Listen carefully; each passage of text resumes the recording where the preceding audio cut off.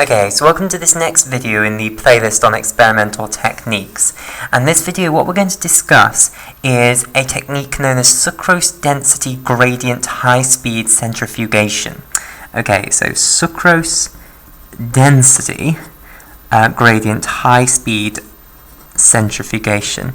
And basically this is a technique for separating out a mixture containing lots of different proteins.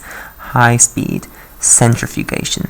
Okay, so in the previous video, what we did, centrifugation, that's better, centrifugation. Right, so in the previous video, what we did was we took our starting material, for instance, flies, we homogenized it to get a gloop containing the protein that we want to isolate and purify. But obviously lots of other things as well, such as lipids, carbohydrates. We then centrifuged it to get a protein pellet. And now what we want to do is separate out the proteins in that protein pellet. Okay, so our starting thing is we have this protein pellet. Okay, so what we're going to do is we're going to resuspend that protein pellet in water. So we're going to turn it into a liquid containing all of our protein from that protein pellet. Okay, so we've just put it in water again. Right, now, in sucrose density gradient high-speed centrifugation, basically you separate out the different proteins from one another. And the way that it separates them is by their density. So the basic idea is this. You get a sucrose density gradient high-speed centrifugation column. And this is like a, it's just a glass flask, basically, which has sucrose in it. So it contains lots of sucrose. And basically, the sucrose isn't just arranged randomly.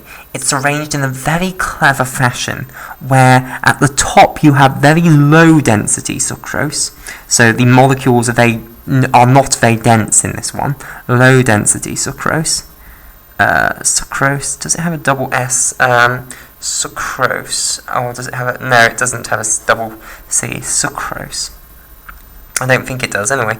Maybe it does have a double C. Anyway, low density sucrose, and at the bottom you have very high density sucrose. So the mass is very, very dense at the bottom and low towards the top, and then in the middle you have all different densities of sucrose, which are gradually getting more dense as you come down, basically. So you have intermediate densities of sucrose. But the density gets bigger, gets greater as you go down the column. So intermediate density sucrose. Let me write it with a double C and see if that looks better. Sucrose. It's one of those funny phenomenons, isn't it? That when you look at a word close enough, it doesn't actually look as though it's spelled right. It must be one of those. Yeah, I don't know which one it is. Intermediate density sucrose. But basically, sucrose is this sugar that you get by combining fructose with glucose. So you bind fructose to glucose, and I think it's just a single C. So if you bind fructose to glucose, you get sucrose. So basically, we have this sucrose density gradient column, which has all these different densities of sucrose. And what we're going to do is we're going to put our suspended protein at the top of this column. So here is now our protein at the top in its fluid. And then what we do is we put this whole sucrose density gradient column into a centrifuge. So we get our centrifuge machine here, and we stick our column into that centrifuge. So initially what we have is we have this sucrose gradient, and then we have our protein sitting on the top. And what's going to happen is the centrifuge is going to spin, our sucrose gradient column round and round and round and round. And basically, what happens is that the protein molecules go into this sucrose. And depending upon the density of the protein molecule, that determines basically where it will end up in this sucrose density gradient column. So what happens is, let's say our protein liquid here contains 3 different types of protein. So I'll draw In fact, I'll draw it on there. So let's say it contains protein, which I'm going to label as the green protein here. It contains a pink protein, which I'll label as the pink protein, and it contains an orange protein. So it has these 3 different proteins, and let's say the green one is the least dense. So green protein is the least dense. Then orange is the most dense. No, orange is the intermediate density one, and pink is the most dense. Okay, so the order of density goes like so. Right, so basically what happens when you centrifuge this is that the protein molecules are going to go into the sucrose, and they will go to the same level of they will go to the level of sucrose which has the same density as they themselves are, because they will not be able to go down further, because the higher density sucrose molecules will basically stop them from going in. They can only hope to sort of impede in on a sucrose layer if they have an equal or greater density than it.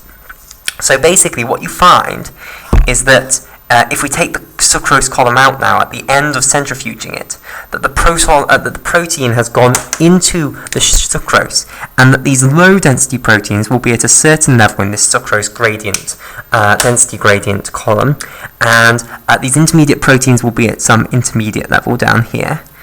And the pink protein, which was the highest density, will be at a higher level down here. So basically what you have now done is you have separated your 3 proteins out spatially, basically. So if you want now to just extract some of this green protein, then all you need to do is go to that layer of the sucrose column, and if you take the contents from there, you end up with a lot of sucrose and protein, but sucrose and that green protein is easier to separate than the green protein and the orange protein and the pink protein altogether. Okay, so what the sucrose density gradient high-speed centrifugation has done is it has spatially separated the different contents of your protein. Okay, by density. It separates them out by the different densities. And low density ones stay with the low density sucrose, which is higher up this column, and higher density ones go down this column, basically. They go further down and sit with the more dense sucrose. Okay, and I just want to talk about how you might make a high density, a sucrose density gradient column. Well, basically, all you need to do is put lots of sucrose of different gradients into this column, and then just centrifuge it, because when you centrifuge it, things of high density go to the bottom, and the things of the low density will stay at the top. So, what basically just centrifugation, the overall effect of centrifugation is to order things by density. So it's quite easy to make a sucrose density gradient column, and then that's what you're effectively doing when you add these proteins, that you're then you're mixing the sucrose with proteins, and again you're centrifuging it, and this centrifuge will order things according to gradient, and it will order your proteins according to gradient, and it will put them amongst the correct density sucrose, basically. Okay, so that is one method for separating a mixture of proteins into the different components of that mixture, and according to their density, basically.